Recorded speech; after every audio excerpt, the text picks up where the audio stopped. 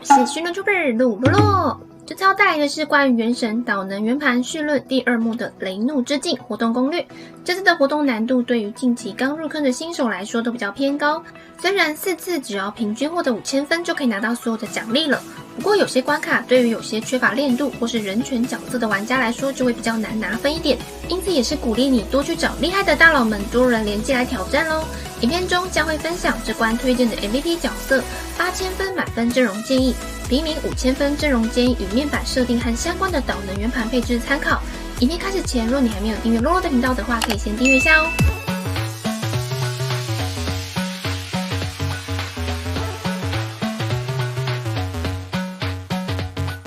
关于雷怒之境的人权角色推荐，由于这一关会在场中心形成一个安全区域，并且随着时间安全区会越缩越小，出了安全区域每2秒就会被雷劈，并且减少能量，因此输出角首推干预，辅助角推荐温迪与钟离。这一关的怪多又分散，有温迪的强力巨怪可以节省不少时间，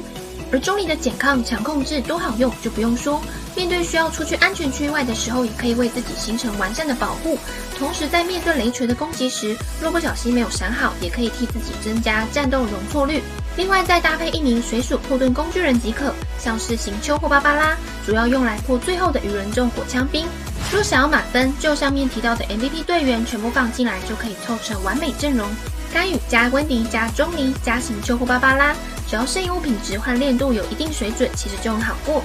再来按照上一队满分的导能圆盘配置，可以设置紫色碎果猎手之舞，蓝色碎果可以选择冻伤、钢弓、处刑都是不错的选择。其次可以按照需求置换的蓝色碎果有漩涡跟甘霖，漩涡就是适合没有温迪的人所使用的蓝色碎果，重击击败敌人时会形成强力吸引的真空场，并带来500%的伤害，但漩涡的巨怪效果其实不显著，不如还是直接带温迪来的好。而甘霖的话，则是在大招击中敌人时会产生下雨的水琥珀，比较适合用于没有带水属工具人的队伍使用。绿色碎果可以选择轻盈、铁臂、精通强效。如果你和洛洛一样没有抽到干预的话，可以和洛洛一样再次使用连队组合，满命诺埃尔加钟离加凝光加芭芭拉。而如果没有干预的话，可以选择另外一种皆为4星角色组成的平民队，但仍旧推荐绑定钟离。洛洛组的是菲希尔加行丘加钟离加班尼特，主要透过菲希尔和行丘打感电伤害，